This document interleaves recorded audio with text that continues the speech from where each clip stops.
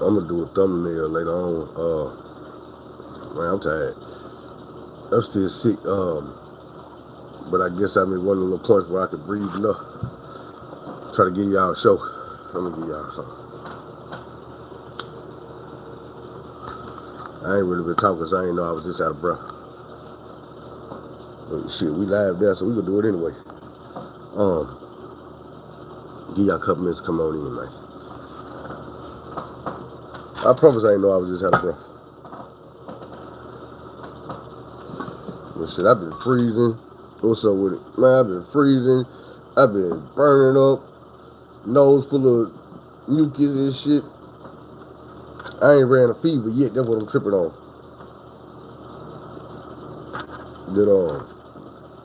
This shit just science. I ain't gonna say sciences here. It's just, man, I'm stuffed up, congested, and hot and cold. Right now I'm straight.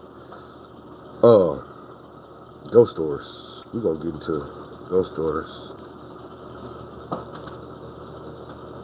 Now, all my ghost stories that I can think of, like right off the top of the head, is like real live deal ghost stories.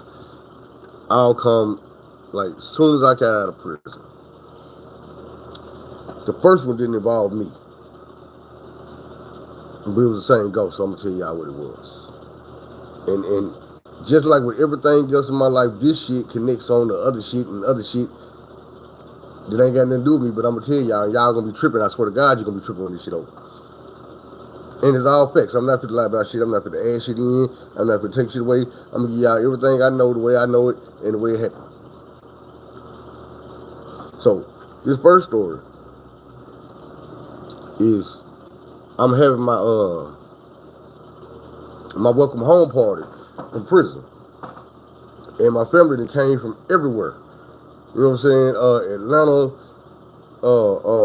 Detroit, motherfucking Cali, Texas, they came in. So, Missouri, at one point, my sister and they were coming from Missouri. They was in the bathroom taking a shower. I'm guessing it's like probably 10:30, 11 o'clock in the morning. But they in there handling their business, and bro in the shower, and sis is, oh, you been sick, I gotta blow my nose. I started talking, make this shit come down. It might be a little nasty, but I'm gonna do it off camera. Ain't shit in there either. There's some shit right here at the tip, make it feel like my shit finna start leaking. I'm a little better. All right, back to the story. So they in the shower, right? And bro in the shower, sis brushing her teeth. And the way the shower is, say, I'm looking in the mirror brushing my teeth. This is my sister. Well, the shower head is right here. Like you could punch to the side and you'll hit a nigga in the shower. Pow! So he in the shower. She brushing her teeth. This is what they tell me. He leans out the shower like, hey, man, quit playing with my booty. What the hell wrong with you? And she like, nigga, ain't nobody playing with your booty. So, ain't nobody really paying no attention. Shit, let it go. He thinks she playing, and she like, nigga, ain't playing, but ain't nobody taking this shit serious. So, again, he pulled that curtain back. Man, if you don't quit playing with my booty. He pulled the curtain back. And she like, nigga, ain't nobody playing with your booty. First of all, nigga, I'm over brushing my mobile teeth. You in the shower. I guess he thinks she leaning from the back, grabbing his ass, and then get back to brushing his teeth. And he brushing her teeth. So what happened was, third time, this nigga leaned out the shower and pulled that curtain back. Man, if you don't quit playing my... But while he looking at her saying this shit, it did happen again. When I tell you, that nigga ran out the bathroom, number water and soap, through the kitchen, through the living, my grandma, my auntie, cousins, everybody in the house, out the front door. This nigga, butt-ass nigga, swinging, running, screaming. And she looking like, what the fuck wrong with this nigga? Something got to be wrong, because my husband just ran out the bathroom, butt-ass nigga in front of my mama, my grandma, and everybody, swinging, out the front door, screaming. Nigga was already talking about somebody playing with the boot. We got the nigga back in the house, got the clothes on. But when I tell you it was some funny shit, bro, it was some funny shit. And it kind of slipped my mind. I never wouldn't think about it. Even though I know people in my family see ghosts. Talk to them, see them, all that. Motherfuckers in my family got ghost stories. I'm talking about from grown ass motherfuckers to kids. They'll tell you they was seeing ghosts when they was kids, screaming, and grandma come in there and they describe what the ghost look like, and it's somebody that's in the family but died before these motherfuckers even born. All the way down to the Burger King hat, and then she had to tell them, yeah, them motherfuckers used to work at Burger King. But let's get back to the, I ain't gonna say the shit that was happening in this house. So my ghost story was, I'm laying in this room, in my bedroom. I'm on the bed. I'm laid back. I'm on the phone. And the way I'm laying back, like my whole upper body is on the bed, from my knees on down is off the bed, like my feet on the floor. I got these great sweatpants, and that thing probably was thinking. So what it was with me, I got sweatpants. Look, I'm sitting on this bed. I felt two hands smack my thigh, just like that. Smack, and grab my sweatpants like this. Bro, I swear to God, that shit was like that. I could feel the movement. Bam. Rip. When I tell you rip, my motherfucking pants and drawers was pulled down while I'm laying in the bed. To my goddamn knees. My shit, everything here exposed. Man, I'm on the phone. I'm screaming my ass off. I done ran out this motherfucking, I done threw the phone. I'm running across the room, up the stairs. My pants still down. I come flying around the kitchen. I'm falling down. I'm trying to get up out this motherfucker. And my mama looking the same way she was looking at my brother-in-law. Nigga, what the fuck wrong with you? You done jumped off the thing. Mama, there's a ghost in this motherfucker. Motherfucker just grabbed me. What? Mama, the ghost grabbed me and pulled my pants down. Nigga, you tripping. Mama, I swear to God. Motherfucker go grab me, pull my pants down. Fuck me up, bro. I swear to God, I felt them hands on my goddamn legs. I felt them motherfucking snatch up like this, where a motherfucker got a good grip. And I'm looking. Man, my shit just quick as hell. This was the scariest shit. The only thing scary in there was my next ghost story happened in the same house around the same time, probably about a week or two later. Look. I'm in my room. I'm fresh out of prison. So I'm still paranoid. I'm not all the way adjusted yet. And I hate to admit what I'm about to admit, but this is what happened. I wake up, and the way my room is, same room, my bed is on one side of the room. And it's a long room. My bed is on one side of the room. You got to come all on this side of the room. There's like 3-4 stairs. Then it's a door to go up into the kitchen. When you open the boom, come out my room, you up in the kitchen. My nigga.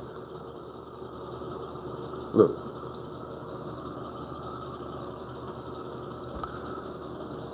I'm trying the second part, but okay. I wake up. I come across this room. Now, when you come across this room and you hit those stairs, you get up to that top step. Like I say, you in the kitchen, but the way the kitchen made, if you look at an angle, when you hit this door, if you look over at an angle, you're looking out of the kitchen into the living room, out the front door. So from my bedroom door, I can look and see out the front door. To my surprise, I'm the only motherfucker in this house. I wake up, I walk up the stairs, it's about 11 o'clock in the morning, daytime. Sun all the way the fuck out, crackheads, everything moving around. I step to the top step, I'm looking right out the front motherfucking door like, what the fuck? Man, I know moms and man left me in the damn house with this house wide the fuck open, trying to set me up.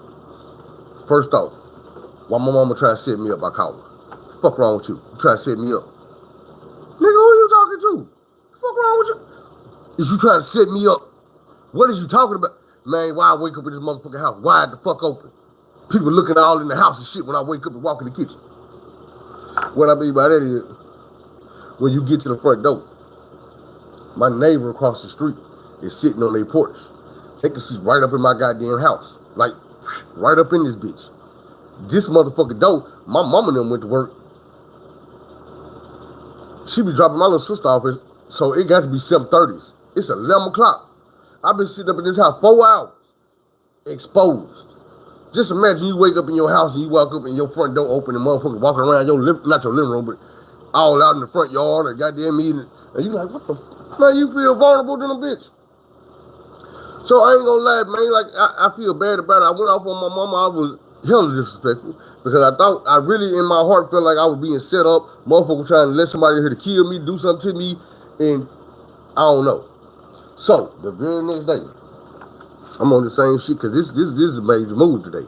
I have not let this shit go all motherfucking day since I woke up and seen that goddamn sun come through the door. I ain't let this shit go. I done called mama at work 3-4 times on that same shit. If you trying to set me on, man, if you want me gone, just let me know I'll leave. I'll go.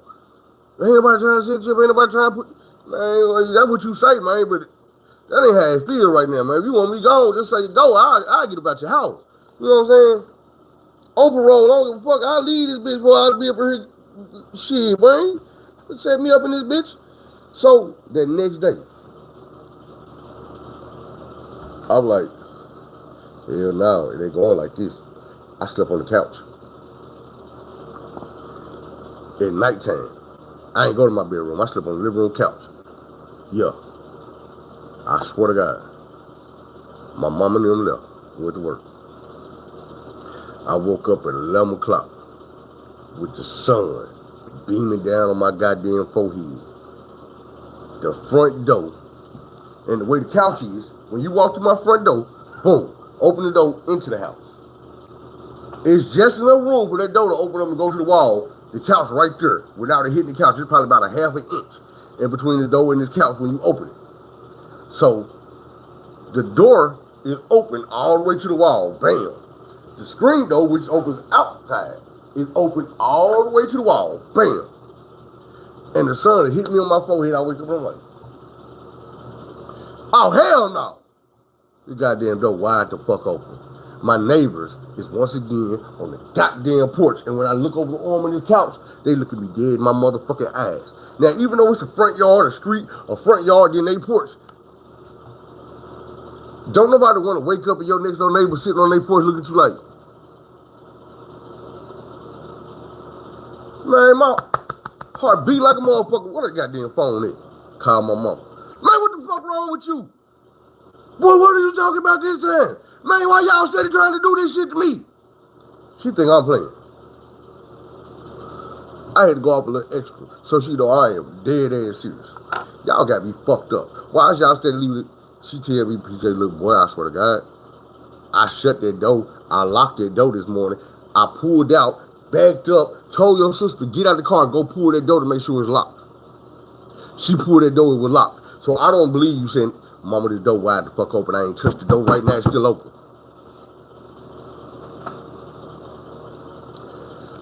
Just to make sure I ain't crazy, I slide on across the street and I asked my next door neighbor.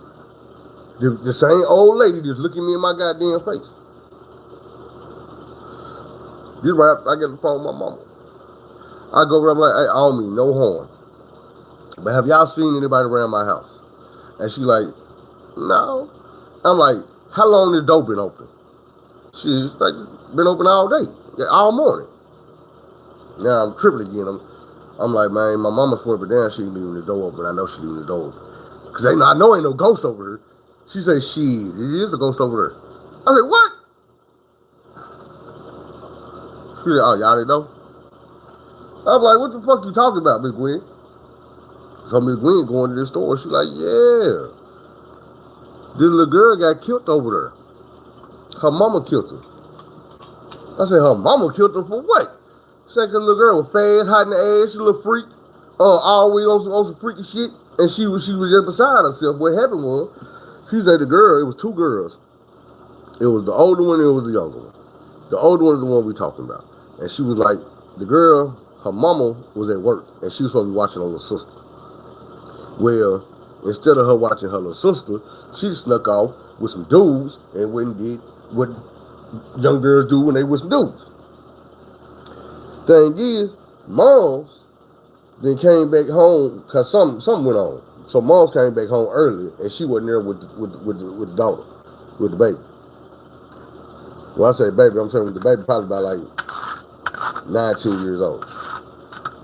But the mama and the daughter, you know what I'm saying, the mama came back and the older daughter wasn't there. So when she did finally show up, you know, it was hell to tell the captain, bitch, you done left my daughter up in this motherfucker with your, you went around with these dudes. So they had their little verbal tiff or spat or whatever it was, and old girl went in her room and started ironing her clothes, which I'm assuming was my room. Old girl went in her room and started ironing her clothes. And her mama come down there like, hey, what you think you finna do? And she was like, I'm finna go to this party. Her mama tell her, bitch, you ain't going to no goddamn party. So they get into it again. Her mama, she's still telling her mama how she finna do what the fuck she wanna do. She going to this party. So she ironed the clothes. And her mama came back down there again. They got into it again. Old girl ran up out the house. Her mama ran up out the house behind her, had that iron in her hand. When the girl got to the front yard, her mama at the front door and slung that motherfucking iron, split that girl back of her head, down the motherfucker, right in the back. So, she ended up going to jail. Now, this is why I say this shit is fucked up. And you're going to be like, oh, hell no. The mama go to jail. That's all Miss Gwen can tell me. Y'all know my mama a nurse. What y'all don't know is,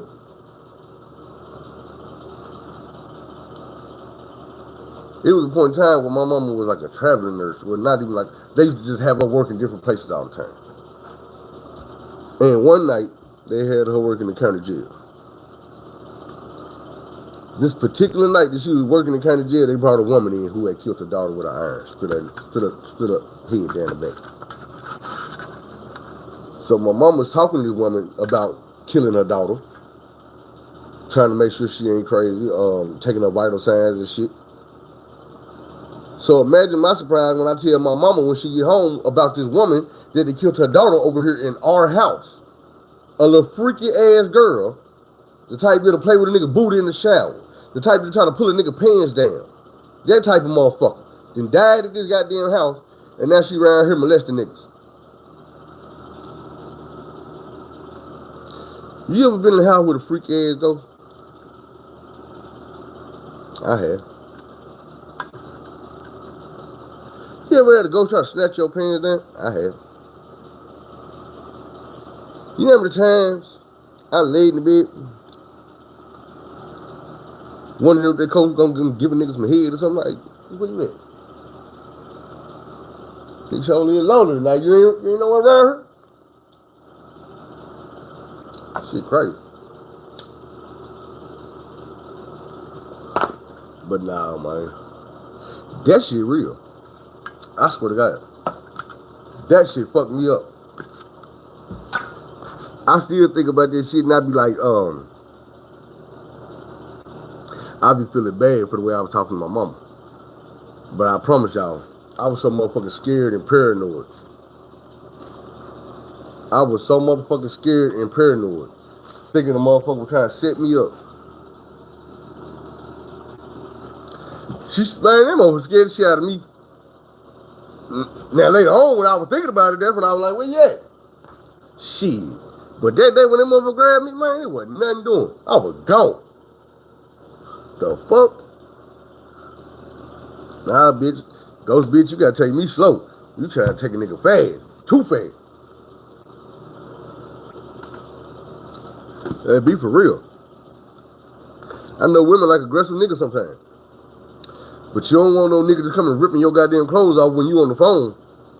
Minding your motherfucking business. Nigga come snatch your shit off you like, see, you doing too much. You do too damn much. Real shit. What's up, Donis? You would let the ghost nigga get you some head these.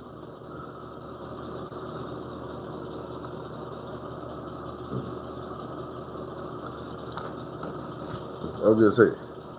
What if you subject yourself to having sex with a goddamn ghost that you don't know, being a little freak, and then the head ain't good? You let a ghost give you some punk ass head. How you gonna feel about that? Man, I swear I'm trying to. I'm trying to feel better, man. Y'all ain't gonna believe it. These blunts y'all seeing me smoke, man, this is my second and third blunts of the day, the whole day. I woke up, smoked one. I was like, nope, I'm not gonna be out here today. I got tired. I went took a nap. I got up. I stayed about 30 minutes.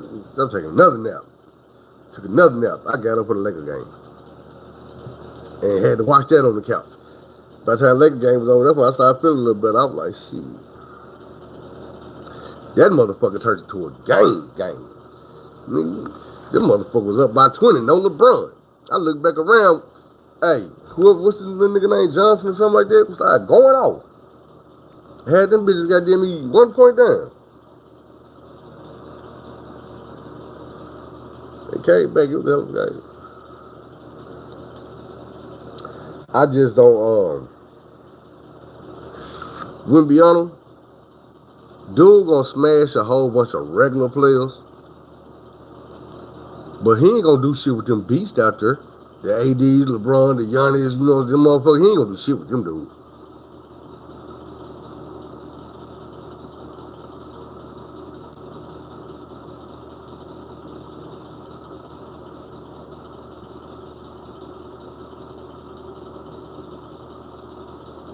Man, hey, just one thing about it, bro. I believe in ghosts and spirits. Like, real talk. My mama told me, she was like, my uncle died, and I remember this. I remember when my uncle died. I was young as hell. But the memories I got of my uncle is, I ain't like him. And it ain't that I hated him. You know what I'm saying? I'm going to tell you what it was he would do to me every time he seen me. He would grab me by my head and my neck like this and hold me up to the ceiling. What's up, boy? I used to hate that shit. I swear I used to hate that shit. Every time you see me do me like that, I used to hate that shit. So,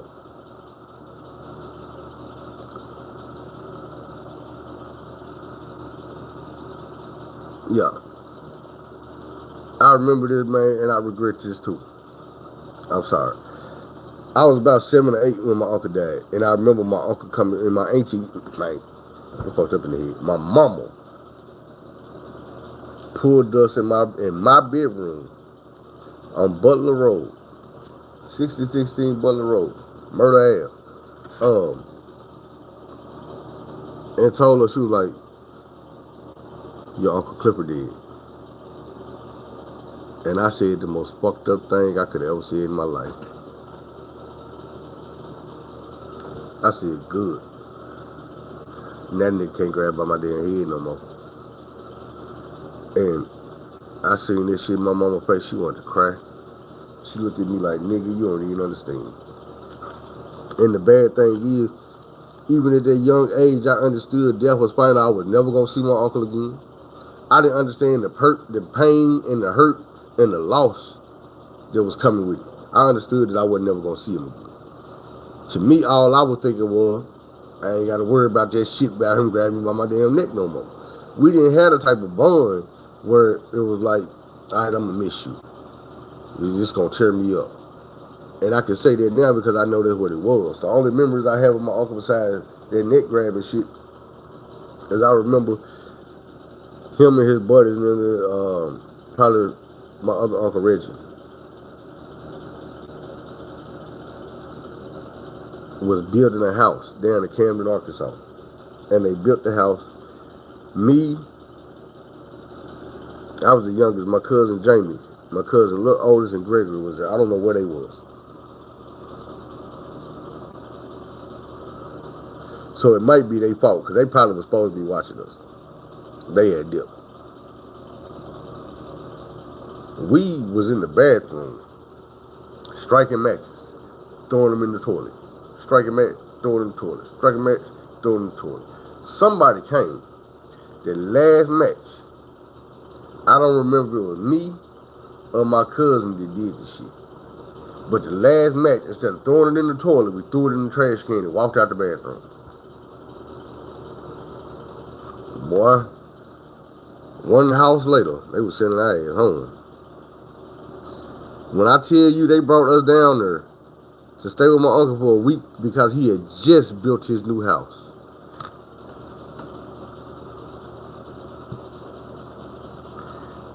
And we burnt that bitch down.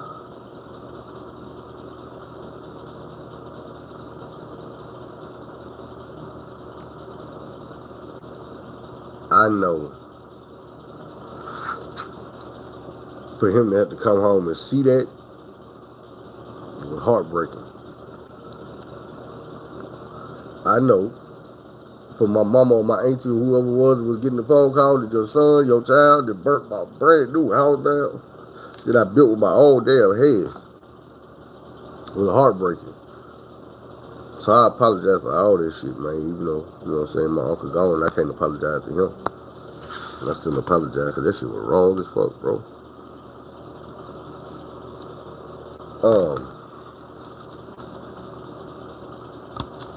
My other uncle, that was my Uncle Clifford Embry. My Uncle Reggie Embry. And I tell y'all how I ain't got no uncles. I ain't grow up with no uncles.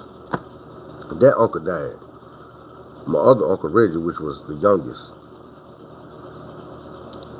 like a year or two later, he had a car wreck.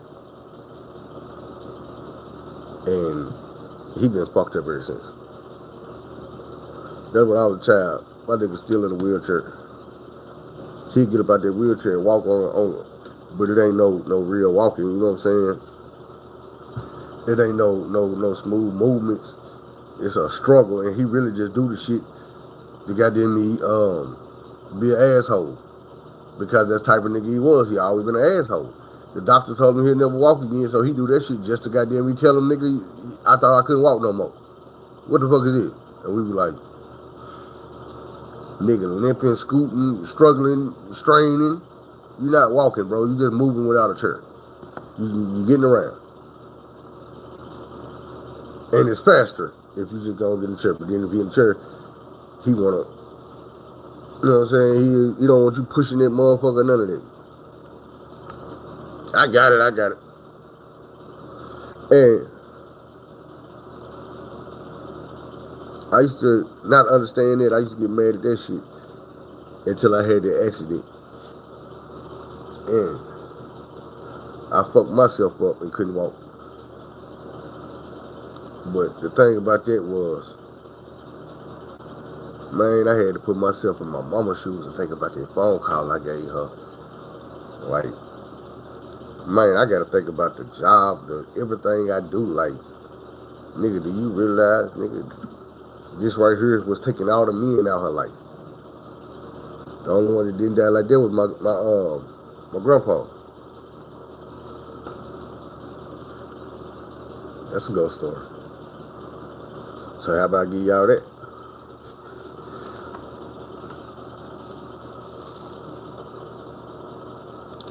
My grandpa had heart problems. He had fluid on his heart. And they used to bring him down here to Little Rock every so often when it get bad to pump the fluid off his heart. But the shit was painful and he didn't like it. And I ain't know this year, but my mama said it got to a point where like it was just her and him in the hospital. And he was begging her like, make him stop. He said he was crying. And she was like, they ain't never seen my daddy cry before that day. And he was crying. He was looking like wanting to say, please make him stop. Don't let him hurt me. So, I don't remember if she made him stop or what. But I do know that he told him that day, we ain't doing this no more. Next time this shit get this bad, I'm just gotta go. Because I'm not coming down here to get this shit done no more. So, he went back up to the house, you know, kept on working, doing his thing. That's how Grandpa was, you know what I'm saying? Work every day of his life. And one night, they was getting ready to go to bed, him and my grandma. And my grandma say that she had already climbed in the bed, you know what I'm saying? She sitting there, and he's sitting at the foot of his bed, and in the foot of the bed, they bed, taking his shoes off. Or whatever, you know what I'm saying? Taking his clothes off, getting ready to get in the bed. And she said he sat there, and he just sat there, and he was looking to the side, like he was looking at somebody, like they were sitting right beside him. She didn't see nobody, of course. So she couldn't figure out what the hell was going on, but he was listening, paying attention and whatnot. And then it was his turn to speak, and he started speaking, and she couldn't understand a word he was saying. Like he was speaking jibber jabber, like, and she's going, what the fuck? And then he'll sit there, he'll listen, and she say this shit went on for hours. She just sitting there like scared to move, like, who the fuck is this nigga talking to? What the fuck is they saying? What language is this they speaking? And she say finally, he just cut the conversation off, took his shit off, and went and got in the bed. And when he got up in the bed, she asked you like, Snoop, because that's my grandpa's nickname. James everybody called him Snoop. She was like, Snoop, who was you talking to? And he was like, that was my mama. Like, your mama? Like, yeah. And she asked like, what she say? And he told her, she said that she coming to take me home. I'ma die tomorrow. And she was like, you going what? And he's like, my mama said she coming to take me home. I'ma die tomorrow. And she was like, shit, they just got in the bed, you know, he just got in the bed and lay down, went to sleep like normal. Like, the fuck? So the next morning, it snowed, ice storm on the ground, everything. But grandpa get up, fit to go to work. You know what I'm saying? Grandma looking like, how you feel? And like, shit, I feel straight, I'm fit to go to work. It's like, all right. So he put his clothes on, and he went outside. My grandma said he'd been outside for a minute. She ain't heard the van crank up and leave yet. So she went outside, and when she went outside, he was laying on the ground. He had slipped on the ice and hurt his back, so he couldn't get up. But he was freezing. Like, he was shivering, he was cold. He laying on ice in the snow. So she went out there, and she couldn't, you know, my grandpa like 6'3", 6'4", big heavy-handed, wide finger ass nigga, you know what I'm saying? So she can't get this motherfucker up, she can't get him in the house, none of that. They stay way out in the rural country. So she called the ambulance and shit, and they supposed to be on their way. All she could do was take blankets out there and try to put the blankets on them and keep them warm until they get there, but it didn't work. He froze to death. Right there, on the side of the van, between the van and the house.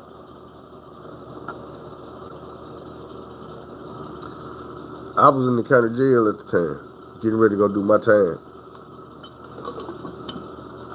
I remember calling home and finding out that my grandpa was dead.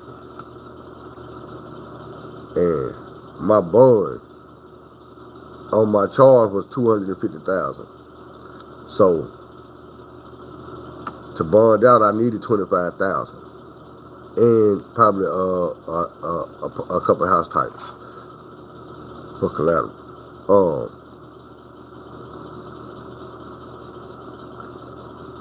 The way it usually works in jail or prison is when you have a funeral or something, they allow you to go depending on your status, depending on your charge or the nature of your charge. Depending on how many guards you're going to need. You're going to need at least 2. So, this is the thing about it. You got to pay them guards salary for the day. It's coming with you. Then you got to pay them extra. Then whatever they get paid when they do this shit, they get extra. So you got to pay that. You got to pay the gas money back and forth to wherever the fuck you going. And usually you can go. So, when it came down to me, my auntie and them, I got an auntie, you know what I'm saying, they got some bread. So she was like, look, whatever it take, you know what I'm saying, we got to pay these folks, we going to pay these folks to get you to the funeral. I'm like, big. So then, like the day before the funeral, I'm calling back, I'm like, man, I ain't heard nothing, what's going on? And they like, man, them folks say that the only way you going to the funeral, you going to have to bond out. I'm like, what? They were like, yeah, they need $25,000 for you to go to the funeral. So I didn't get to go to my grandpa's funeral. which fucked me up a little bit. That's why I say I feel like my grandma waited until I came home. Like, the whole 7 years that I was gone, my grandpa was gone. And she did not, you know what I'm saying? She had Alzheimer's. And it wasn't that bad. I don't even know if they knew when my grandpa died. But it was kicking her ass by the time I came home. And she died soon after, but I feel like she waited. And that's why I was telling you, like, when it was time for me to talk, and I was telling you folks, I'm like, man, it's time for her to go. I feel like I said that because I felt like she was waiting on me. And like, man, look, I did whatever I could do to come home. You know what I'm saying? In time. I was a week behind. That's all. 1 week. And the shit I had to go through, my nigga, I could have been 5, 6, 7, 8, 10 years behind. Kept it whole 20 years later after I was supposed to come home. A lot of people had that shit. But there was some occasions where I was lucky. And there was some times when I was blessed. And I didn't catch no more time when I was in prison. But it was some dumb shit I did. Well, I could have caught some more time. Because like I told you, if you got a life sentence and you do some shit, then nah, you ain't gonna catch no time. They're gonna give your ass a disciplinary send you about your business. But if you do something where it's gonna be probably give you more time than what you already got, yeah, you going to court. You going to court.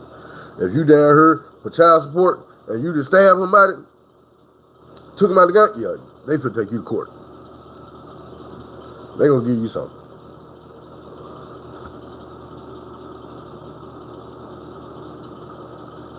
Man, that shit about my grandpa, I ain't never seen no shit like that. And I ain't see that, I just heard it. But I know the shit wasn't no lie. To the best of my ability, that's exactly how it happened. With my uncle, my mama say that after he died, she used to go to like a creek or a ravine, whatever it was down the street from the house, where him and her used to sit, and they used to sip, they would drink Wild Irish Rose and shit when they was young. That was her big brother. But she said she'd go sit down there and dude would pop up and they'd talk for a while. And then she say one day he popped up and he told her that you got to stop coming down here. So this, you know what I'm saying? You got to stop coming down here. And she was like, why? And she was like, because you got to let me go. You got to let me go. And I didn't really understand that. Like, damn. I don't know. Shit like that, I put that in the category of the things, you know, it's some shit that happened in life that we just try to forget about. We try to put it to the side like it ain't real, or, you know what I'm saying, if you ignore it long enough that it ain't feasible, that type of shit. I put the ghost stories in that category because it's some shit that I know is real, but it's just like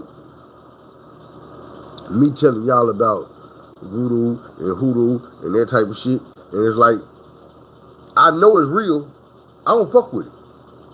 I don't fuck with it because I know it's real. You see what I'm saying? A lot of motherfuckers don't believe in this shit. And they like, nah, nigga, whatever.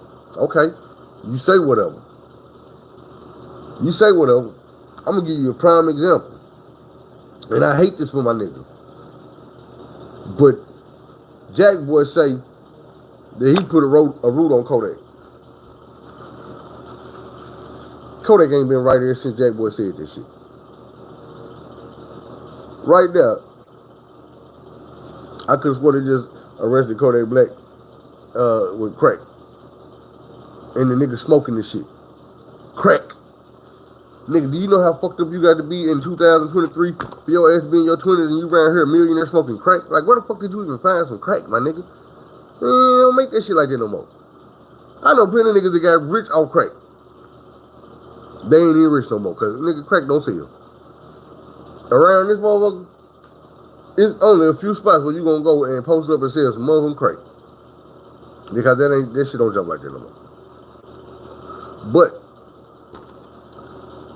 ever since Jack Boy said this shit, man, Kodak been on meth, crack, all type of shit.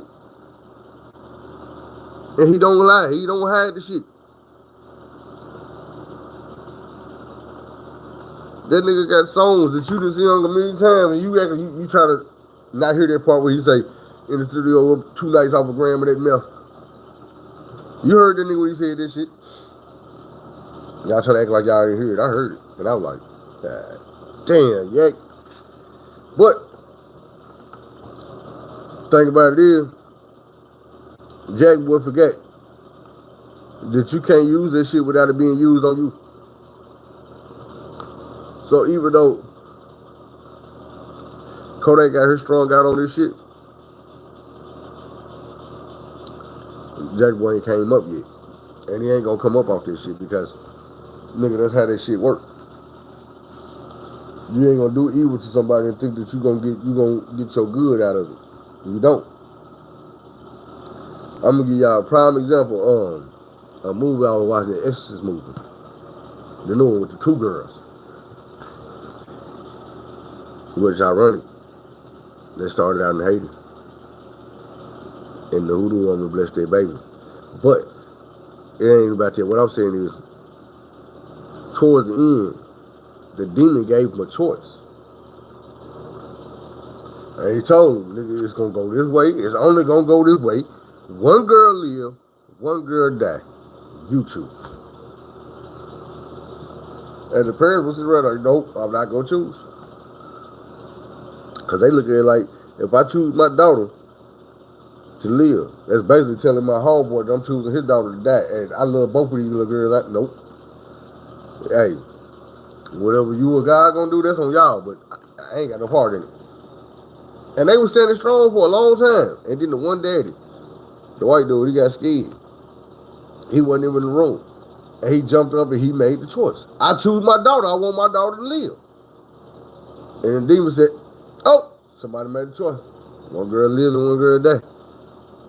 And the black girl started dying. And then they say, you know, that shit flipped. And the white girl was dying and the black girl was coming back to life, but she was back. And they said, oh shit, look at dude. Hey, that's how it go.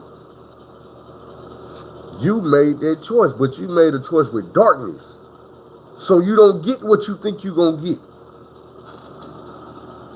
Man, that's how they, ain't no rule when you playing with the devil, when you playing with evil. That shit do what it want to do. You chose to play the game. And you think the evil going to play by the rules? Ain't no damn rules. This is the rule with the evil. Get caught slipping, we going to win, you going to lose. That's how evil works. So if you choose to play the game, you got to understand, there's a 90.9% chance you're going to lose. Even if you get exactly what you wanted, you still going to lose. I'm going to give you a clue. And I ain't saying this is what happened, but these people be playing with evil spirits. Remember when I told you they took all Kanye money? Just enough so they could try to stop him from being a billionaire. And that exact same day, it came across the news and announced that Diddy was a billionaire. And I'm like, okay. Diddy, all the evil shit you did, you got what you wanted. Look at you now. How long did you enjoy being a billionaire? About a year? And now they try to take everything you ever touched. Everything you ever touched. Boy, you gonna look around, ain't gonna be no more Ciroc. Ain't gonna be no more Sean John. Ain't gonna be no more Bad Boy. Ain't gonna be no none of this. All that shit gonna be wiped off the map like it never existed. You gonna have to sell that company. You gonna have to sell that company. And then people gonna change the names of them companies and it's gonna be forgotten about, bro. I'm just saying.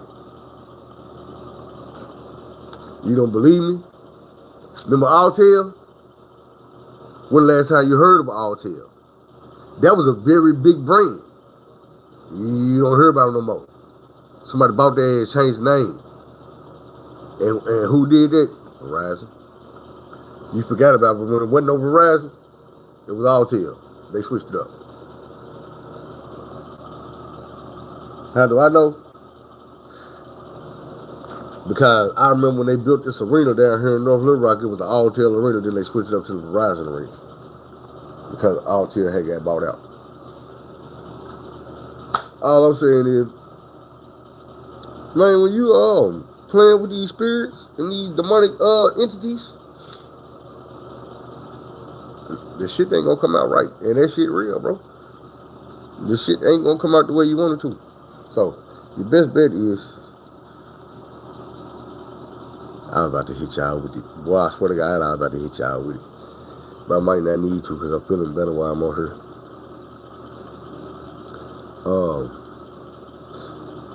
We're 45 minutes. I'm trying to stretch to an hour. Yeah, at least an hour, man. I've been missing.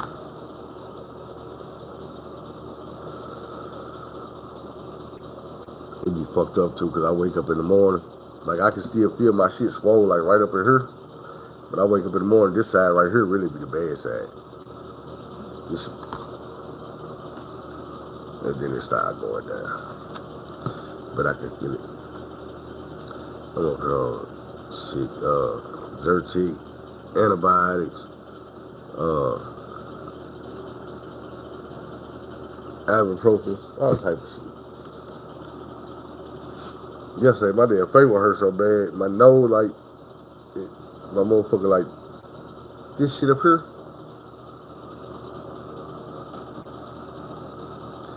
I want to call that the mandible. Hold on, let me see.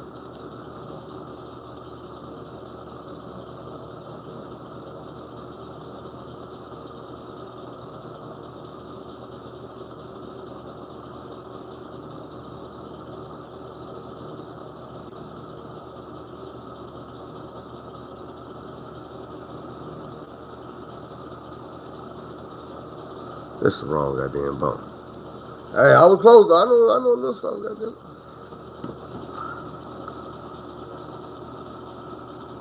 Anyway.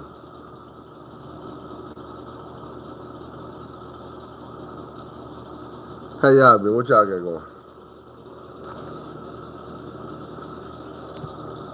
And shout out to everybody that's on here fucking with me too.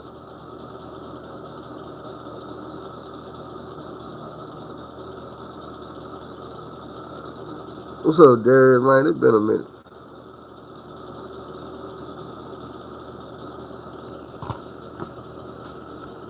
Shit, ain't nothing wrong with it. Get to it. Benny, where you at, nigga? I need you to handle that business, man. Next time I check on you, you need to be to handle that business, man. Real shit. Same way a motherfucker told me. Said, man, hey, get this shit. Man, I can't stay down too long. My spirits get down. I can't be like that. You having an attitude, talking shit to folks. That ain't me no more. I be trying to calm down and be a good person.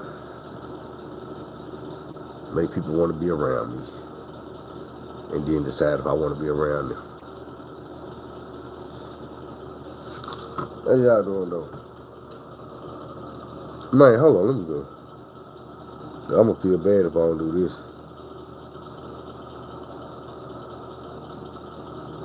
I gotta give a shout out to Audrey Russell, y'all. Cause this woman, when I tell you, this woman watches every last video, comments on every last video 5 or 6 times. Every day when I wake up, I got about 20 Audrey Russell comments to go through. I'm like, she don't get tired. She don't get tired. You be on it. You be on it. But what we fit to do? What we fit to do, y'all? It's late over here. I feel okay. I'm about to eat me some ice cream since I'm feeling good. I'm starting to sweat a little bit. That's that bullshit. So I'm tired of it.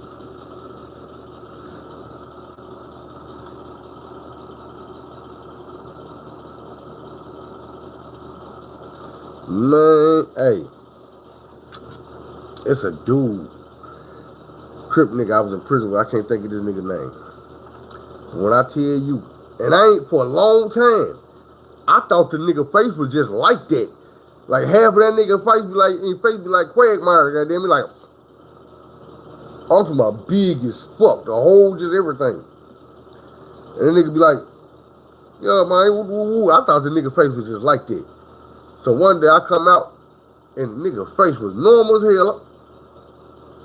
Say man, what the fuck wrong with you? He like, oh yo man, it's a good day today, man. My shit done went down. Man, your shit be just swole, bro. Man, hell yeah, I be having abscess all the time. What flavor ice cream? Man, this shit I'm finna eat tonight gonna be it's called Mocha Almond Avenue. And then I got some peanut butter shit. It got weird ass names. These motherfuckers' names is I guess it's like Eddie's or Edie's or something. It's like got the Rocky Road collection. So everything is a boulevard or a street or a road. And this is like Mocha Almond Avenue. And the other one is, I think, Peanut Butter Boulevard or something like that.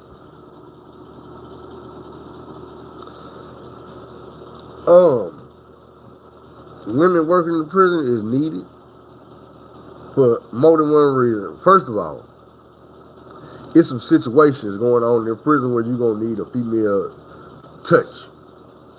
Second of all, you need that feminine balance. Because if you don't have nothing feminine around you, that's what started making dudes turn other dudes into feminine people. Because you need that around. And you got these dudes that halfway there already. They just push them over the head now, right?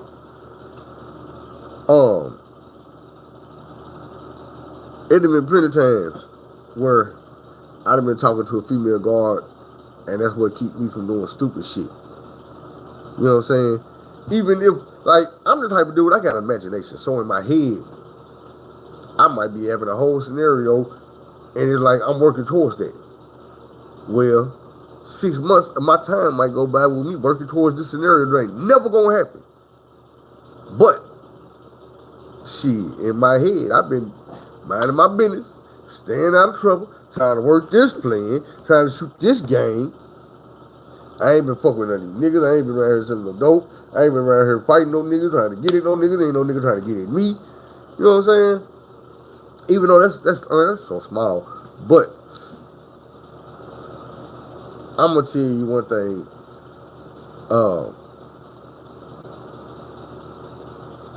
Old girl that I was messing with, the one that was new.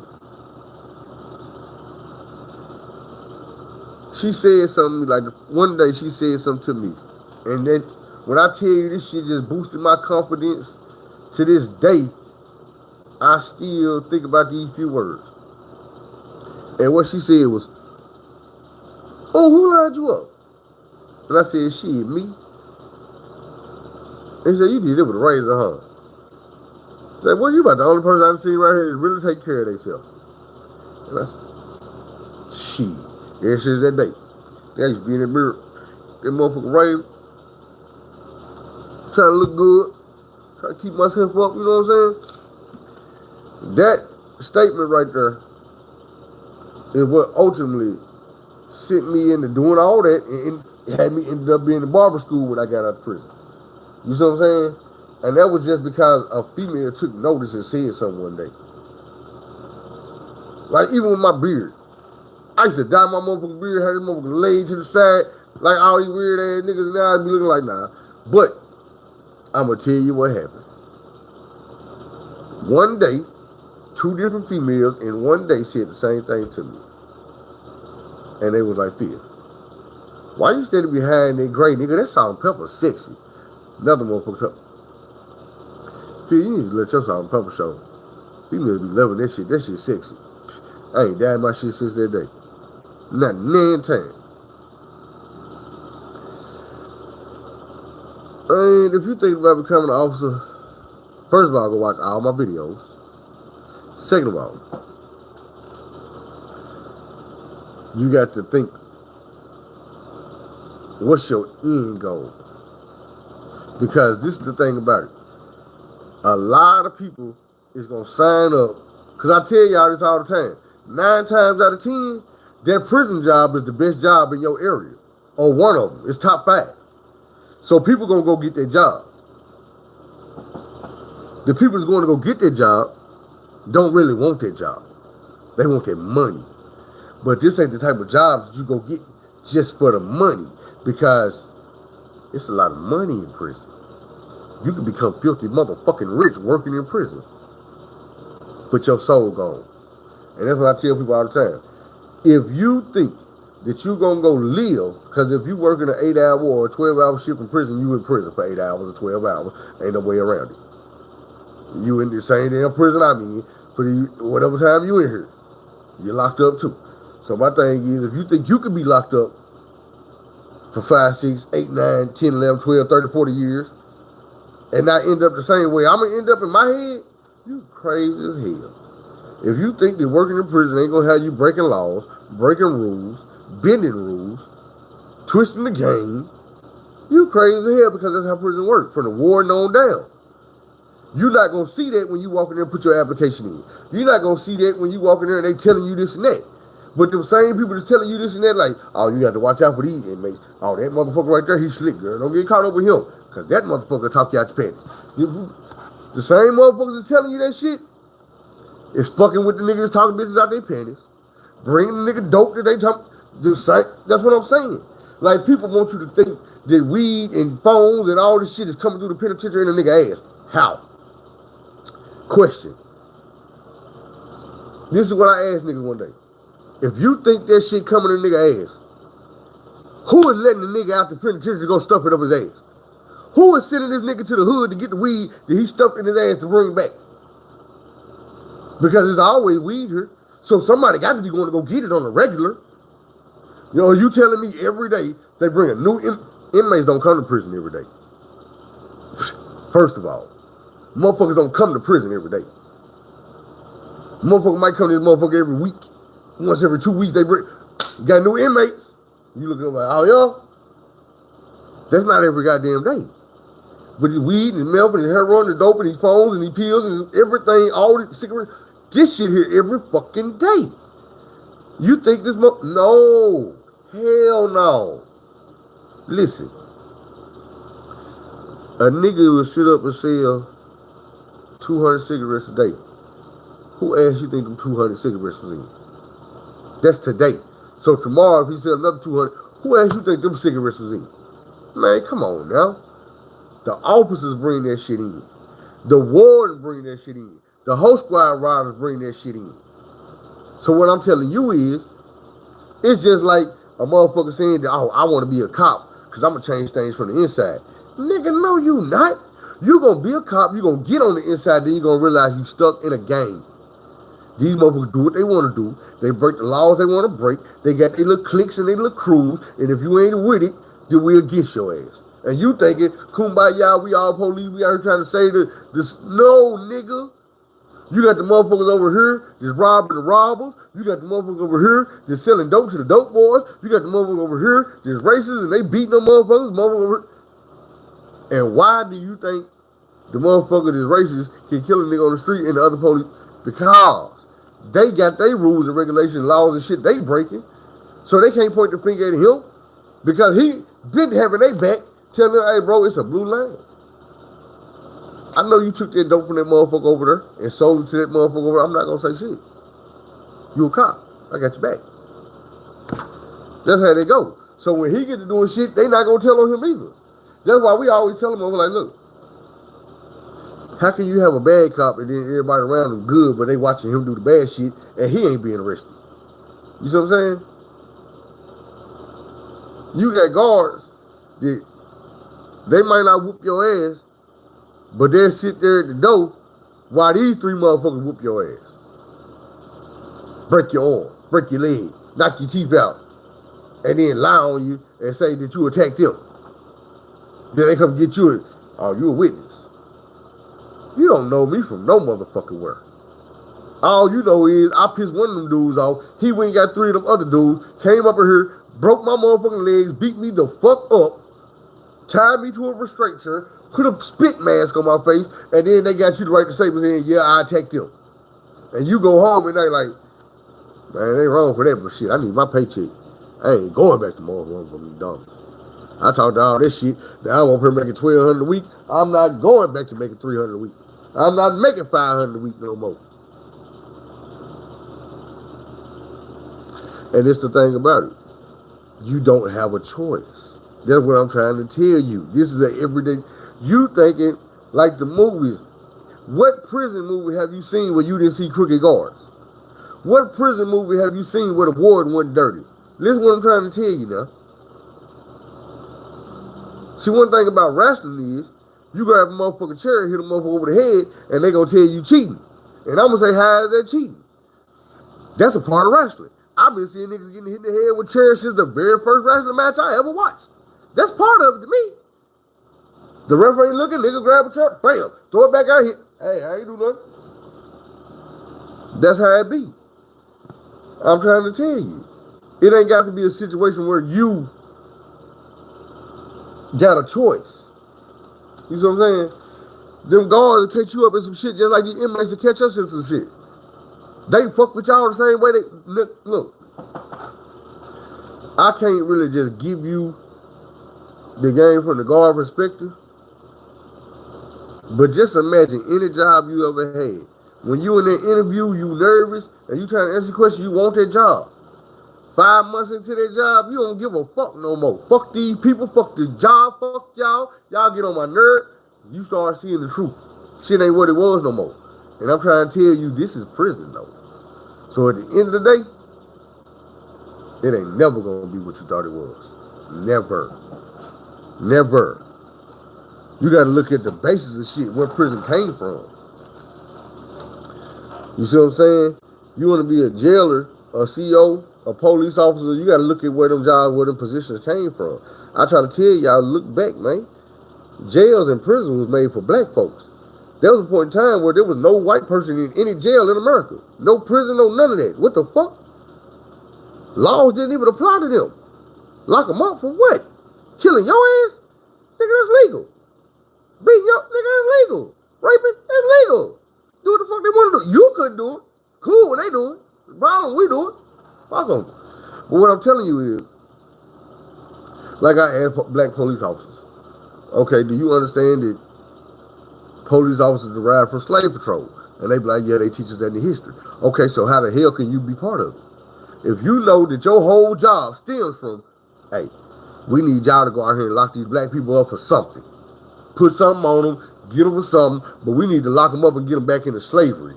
Because these white men can't run these motherfucking land in their country without them. Ain't shit changed. They still need the jails, the prisons to run America. You helping them. You work in the system. You helping lock the niggas up. Or you helping keep the niggas locked up. Or you watching them while they locked up. Or talking shit to them while they locked up. Or fucking their head or while. You see what I'm saying? This country don't work without jail. It don't work without prison. It was built like that. It ain't never stopped. It's slavery. Go read your Constitution. It'll tell you that. Slavery was abolished except for punishment, meaning prison.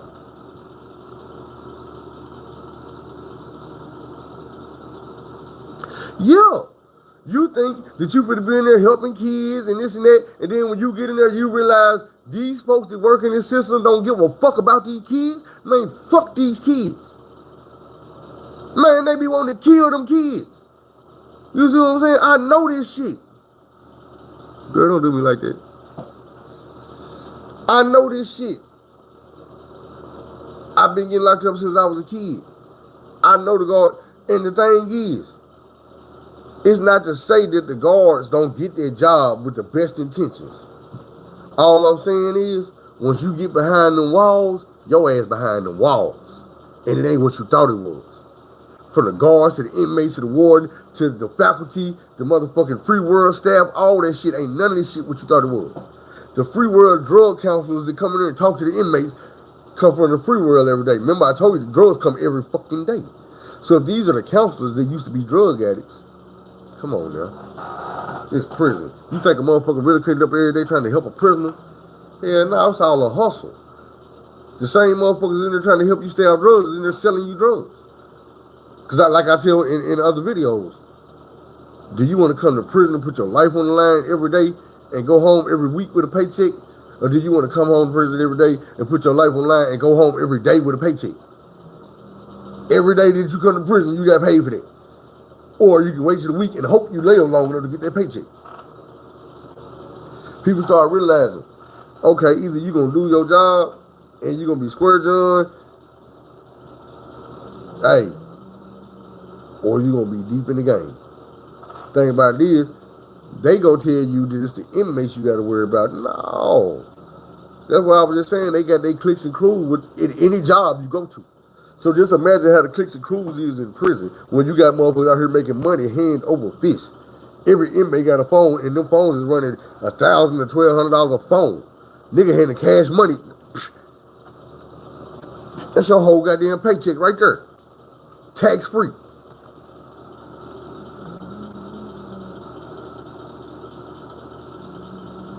Real shit. You say you nervous, you supposed to be nervous. I'm trying to tell you, this ain't no regular job. Being a prison guard ain't no regular job. This is the thing about it. You can go and work in a prison and not get no shit, not be in no trouble, not be in there fucking with folks, none of that. But what I'm saying is, reality is reality, and it is so easy to go that other direction. Because you're going to realize when you get there, 95% of the motherfuckers that work here is going in the other direction. And for you to go against the grain, gonna make it hard on you. You see what I'm saying? You can be that square John, I'm just here to get a paycheck person. It's gonna make it hard on you. It ain't gonna make it a regular day at work. No. It's gonna make it to where it's hard on you. These folks treat you like an outcast. Treat you like an outcast in prison could be in your life. You piss the wrong motherfucker off, they bring an inmate. Say, bro, I'm finna bring you 2 cans of goddamn tobacco. I'm bringing you 2 ounces of weed, a cell phone, and a partridge in a pear tree. I need that bitch up out of here. You gone. Your ass gone.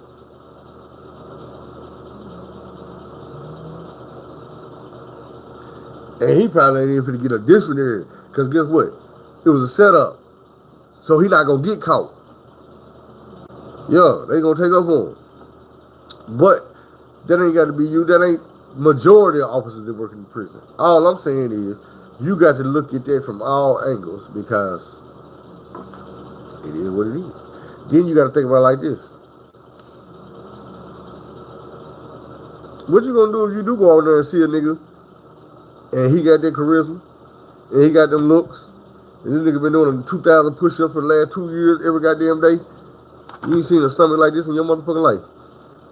And this nigga said it every day, making you feel good. Because I'm telling you now, woo, and I don't even mean to call you out your name. What I'm telling you is this here.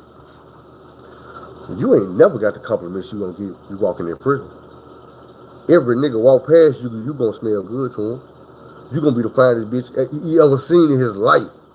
And I ain't lying. Cause he ain't even remember what a bad bitch look like. He been seeing these old fat bitches all day long. And trying to get at them because ain't nothing else with them dudes over there and don't want any one of them. But here your young ass come. Oh, wait. What you mean your hair ain't done? Nope, you don't owe me shit. Take that motherfucking 200 right there and get your hair done. I just want to see you. Just make sure you walk past this goddamn barracks next week when you come in here with your motherfucking hair done and I want to look at you. That's all.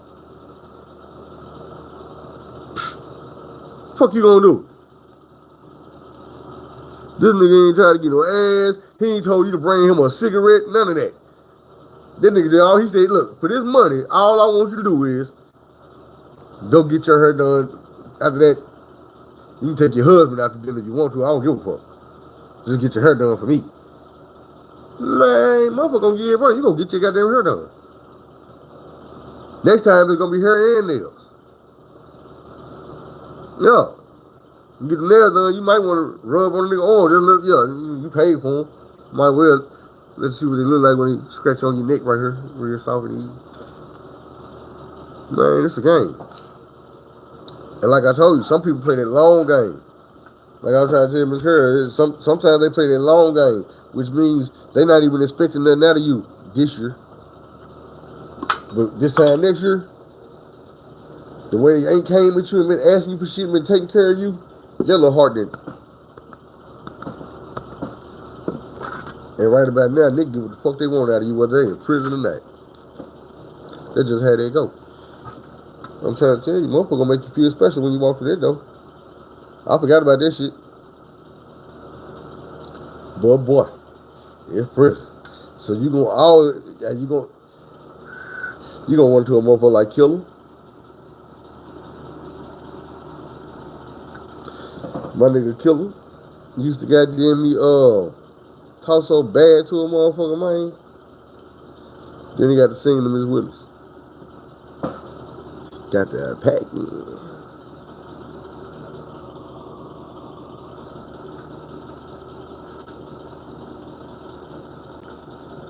Man, first of all, ain't nobody said nobody paying for no dick. What I said was, and first of all, let me tell you something. Never think you gonna outsmart a prisoner. A nigga who ain't got nothing to do but sit there all day and think. Come up with something. Try it again. Remix it. Try it this way. Try it that way. Flip it around. Try it backwards. Hey, guess what? That's a dangerous mind to fuck with somebody who ain't got nothing to do but focus on one thing all day long. Ain't nothing else interrupting that. When he wake up, he can start on that. When he eating, he over there thinking about that. In the middle of the day, he thinking about that. 2 years later, he still thinking, come on now. You living your life working. This nigga been working on goddamn plane. I've done it before. But like I said, when you got time, you got time. Everybody ain't got that type of time to even think of no shit like that. Most of the time, when we come up with a problem or issue out here in the streets, this shit got to be taken care of immediately. This week, next week, in a month or two. You know what I'm saying? Bills and shit. Imagine a motherfucker gave you a bill, $500.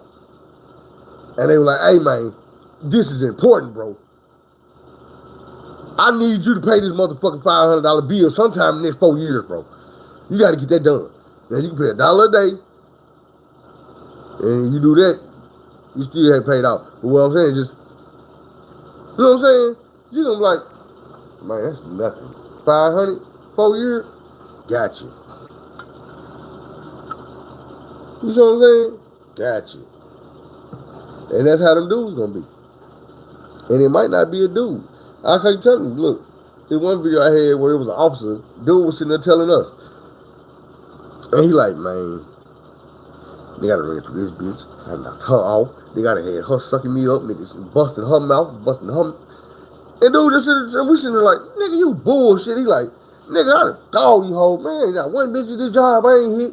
And we sitting there like, nigga, you bullshitting. Man, look. Dude used to do it like this. Cause it's a tunnel you go through when you going out to the yard, when you be on rent call. We used to watch dude, he'd be like, man, I'm gonna get her and take her in there, watch this. Watch how she be looking when we come back up out of there. Man, we be sitting there like, man, that door open, they come back, bitch, her messed up. Bitch's pants ain't tucked in the back. You know what I'm saying? All type of little dead egg giveaways, he be looking like, what I tell you. We be like, nigga, this motherfucker kill me.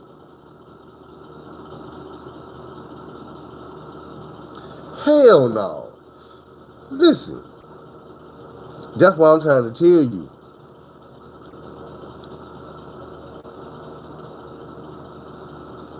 The conversation ain't always going to be on you to dictate. Then,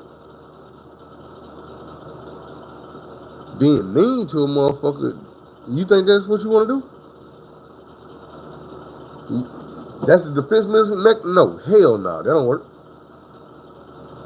Let me explain something to you. Say I did 7 years in prison, and I wake up, and I get that call my grandpa did, froze on the side of the house, and I'm sitting there going through it.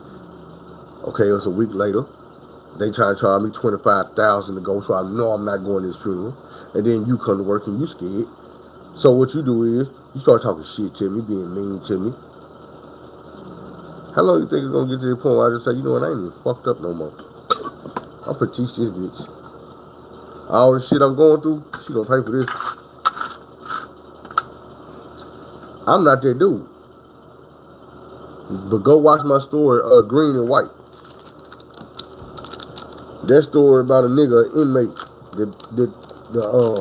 the prison played with and got somebody's life took. All because dude was in his feelings. Now, it wasn't the officer that got killed, but that's what he wanted to kill. And they knew it. So they wasn't going around dude's cell, but he wasn't going.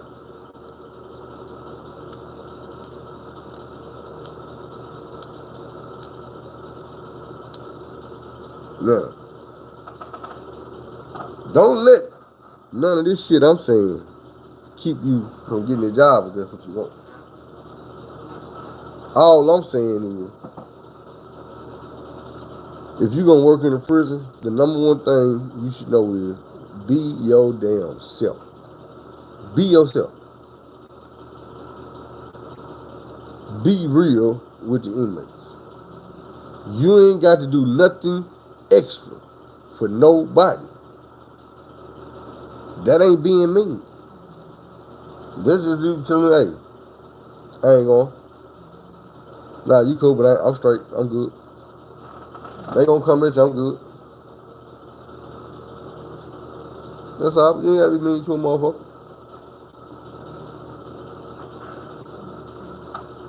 Because that being yourself and just being cool with a motherfucker shit, that right there will pay off.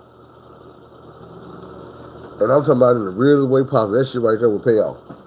Listen, there's some women in this prison just cool. I ain't talking about cool like she flirt with inmates or play with them or none of that shit. Do not give them shit, none of that. Just cool because she treat a motherfucker like they human. You know what I'm saying? She don't got no favoritism. Like, trust me, it's some guards nigga want to do something to. Then there's some guards a nigga not gonna let you do nothing to. You see what I'm saying? There's some guards in the prison. You're not supposed to put your hands on them. You're not supposed to talk loud to them. You're not supposed to disrespect them. A nigga gonna come across your motherfucking head right then. Bow, man. What the fuck you? Man, you don't do her like that, bro. You got the game fucked up. And there's 50 other niggas behind him like, yeah, man, go smack that nigga. Dude got the game fucked up. There's some women in that prison that make a motherfucker feel like that's their mama. Like, that's their auntie. That's my sister, bro. Nah, she out limits, bro. You can't touch her. You ain't put to run no game on her. Hey, bro, you gonna get out of face, bro. Nigga might be mad you tell me that shit, but what can he do? Man, you gonna, hey, bro, you gonna get about her face, my nigga.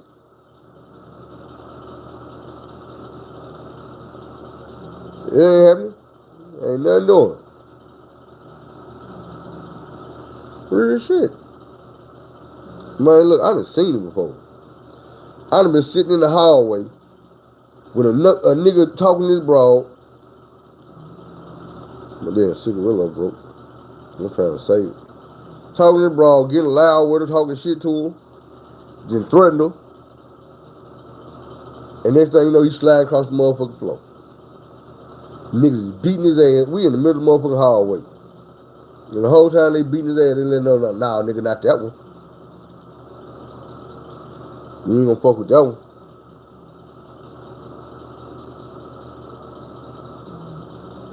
Motherfucker don't understand. It's just some guard you ain't gonna fuck with. They treat a motherfucker right. Now, them motherfuckers is mean and always got some smart shit to say, always talking shit, trying to write a motherfucker up on some bullshit. Them motherfuckers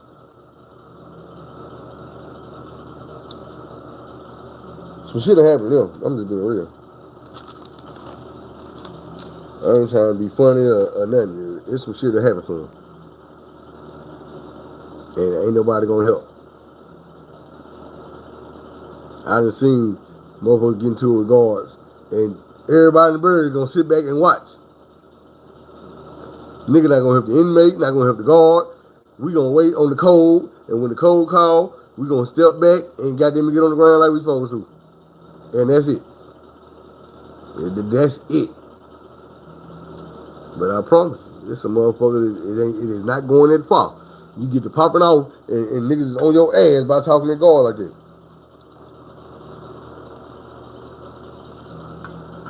Nurses, all this shit. Like, bro, when I had that motherfucking gas in my chest, that one nurse that stopped by my cell and listened to a nigga and gave me that motherfucking Tums. Man, you think I could have got out that motherfucking cell and seen a nigga talking bad to her? No, sir.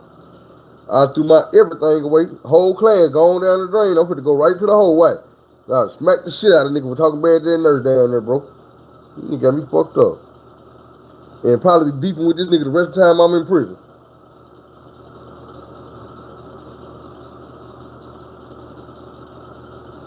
Cause I got in his business and smacked the shit out of his ass.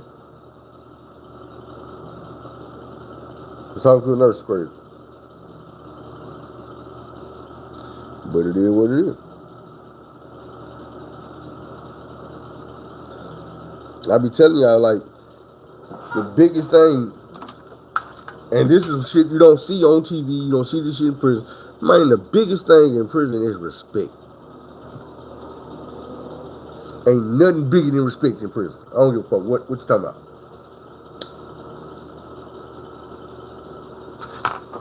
So,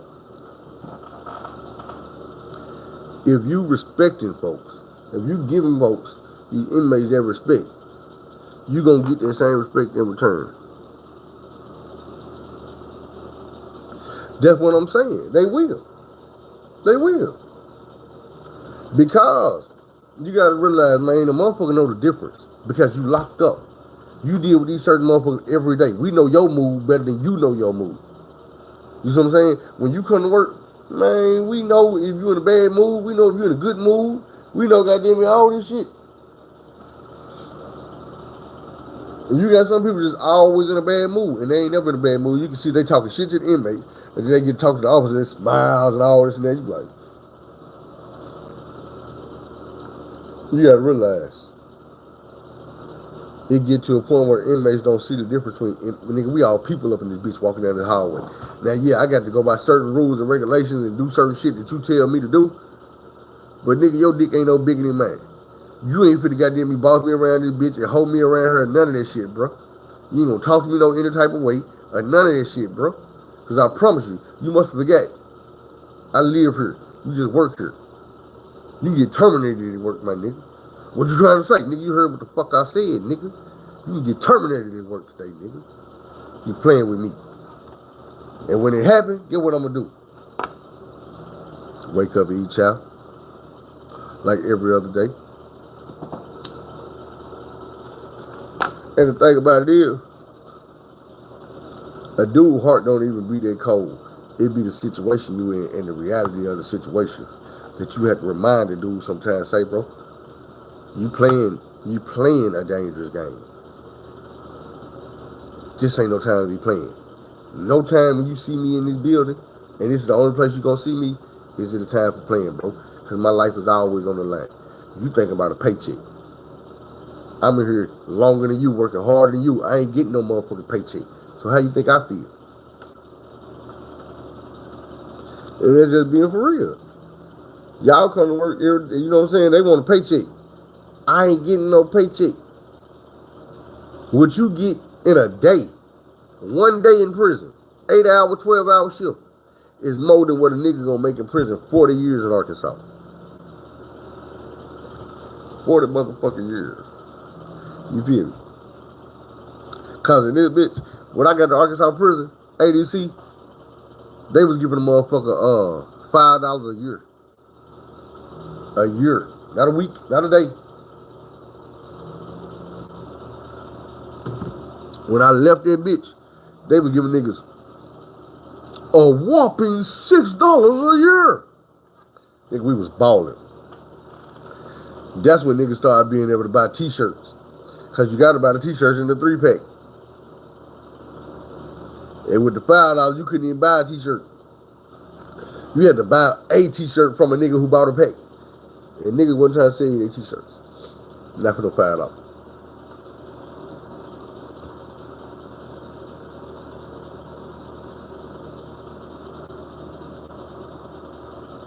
You can't. But you know what you can do off of that? Be taking niggas' food. Be right here trying to do some push-ups, get big so you can eat. Be calling home, begging your family to send you some motherfucking money. And that's why I be trying to tell niggas, bro. Motherfuckers fix it to where in prison you gonna learn to take something. You gonna learn to talk a nigga out of something. You gonna learn something. Shit. Finesse. You gonna learn something. You gonna wilt your way in them motherfucker.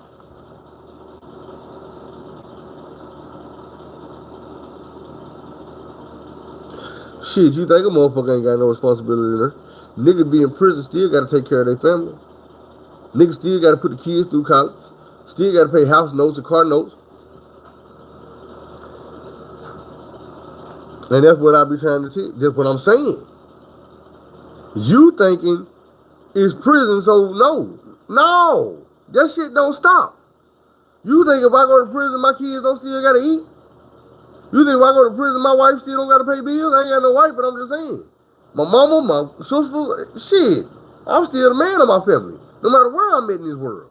Whether they put me in a box, or they put me in a cage, or they put me up in the sky, or in the ground. As long as I ain't dead, I got some responsibility around this motherfucker. Every man not gonna handle their responsibilities. But I'm trying to tell you, the more you watch my shows, you're gonna hear the stories about niggas that got them paid college tuitions from a jail cell. Bought houses and cars from a prison cell. You see what I'm saying? Exactly. Y'all don't, man, people don't think about the niggas that locked up like, man, look. Look.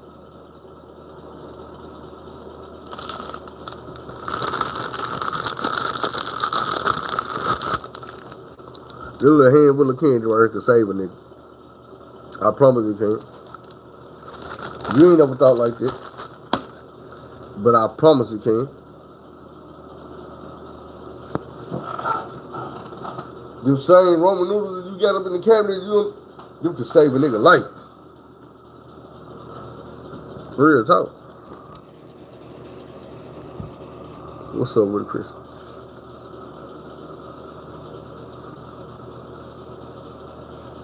That's what I'm saying is commissary necessary.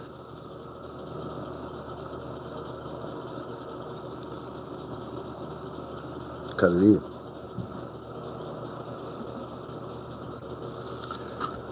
And it ain't always that your people is the motherfucker getting shit took, having it hard, they starving. Your people might be the more around here taking shit. About to catch 20 years because you're hungry. And he don't know how to starve. You know what I'm saying? It's some people, look what I'm trying to tell you. It's some people in this world that is 345 pounds, solid muscle, 6'7", sitting in prison. Ain't got no wife, ain't got no kids, ain't getting no money, no nothing. This nigga big, he strong as fuck, hungry than a motherfucker, starving. And he see a nigga over here 165 pounds.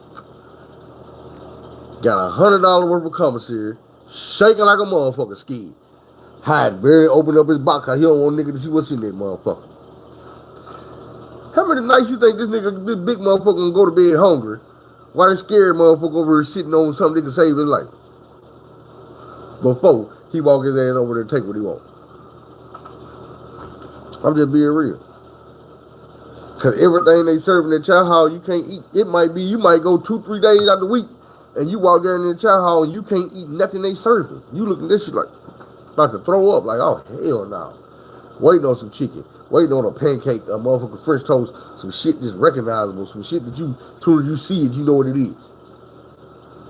That's not what you get in prison all the time. You're not gonna walk in there every time you look at something and you know exactly what the fuck that is. I told you, he was stringing me for months, and we're like, man, what the fuck is this shit, bro? To this day, I swear it down, I think we ate a goddamn horse. We started eating stringing meat a couple days after the horse died, right in our face.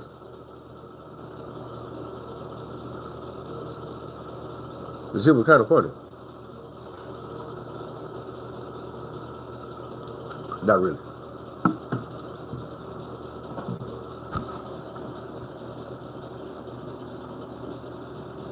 You good?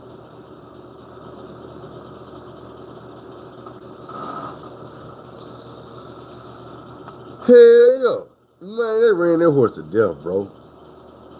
We was coming back our whole squad, they Varner unit. And they was racing the motherfucking horses up and down the motherfucking front of the prison. Man, that motherfucker just reared around. Man, knocked that motherfucker off. I think he broke his leg. But the horse fell on him or something. But when that bitch fell, his arms and legs was just in the air like this. Like they ain't come down. He was on the side. That's why I was like, oh, that bitch dead. They were like, nigga, that motherfucker, that's the man, that horse dead, bro. That motherfucker dead. And sure enough, that motherfucker was out of there. Way out of there. Damn.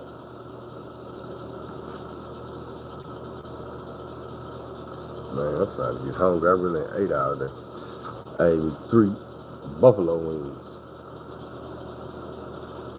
But we're an hour 30, man, so I'm about to let y'all go, man, so I can get some food in my stomach. Shit, I don't doubt it. How you tell a motherfucking prison around the same time we eating this shit, nigga? If you eat a cow, you eat a horse. Fuck you mean? I'm like, nigga, this real meat, nigga. We been eating this shit, nigga. They feeding us this shit every goddamn day, nigga. I'm finna eat. I don't know what the fuck we eat. Probably eat niggas. Shit. But boy, you be, look, that goulash shit, that whatever, man, look, had a little piece of meat in it that be shaped like, damn like a dinosaur.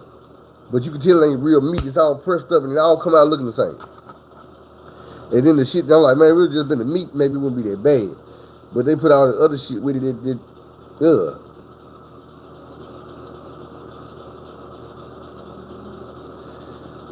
It was like 3 different kinds. It was a white can. It was like some almost clear can. And then there was some brown shit. Man, all 3 of them shits was nasty.